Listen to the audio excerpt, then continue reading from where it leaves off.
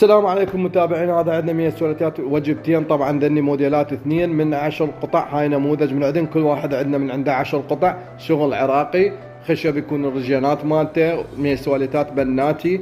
قياسات الاول يكون هذا قياسه 100، احنا ذكرناها ببعض الفيديوهات، يكون قياسه 170 ارتفاع الكلي، وللميز يكون 80، والنزال مالته 40، والعرض مالته 95. وهذا كذلك القياس مالته 175 ارتفاع اكثر من هذا. بالميز مالته 187، العفو 87 يكون الارتفاع مالته للميز، والارتفاع الكلي للمرايه يكون 175. شغل عراقي طبعا، هذا على اساس ان شاء الله بالختم وشد المرايات ان شاء الله تشوفوه كامل وحلو منصوب.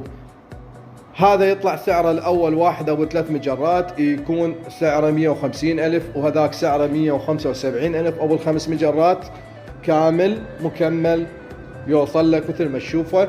وشغل عراقي، داخله يكون صاج، وهاي الرجينات تعتمد على خشب قويه.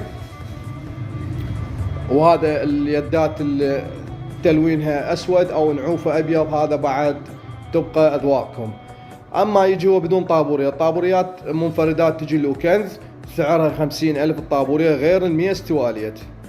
اي استفسار موجودين، الرقم موجود اسفل الفيديو، وتقدر تتواصلون ويانا وبي واتساب، وتقدر تحجز، وكل الهلا بكم.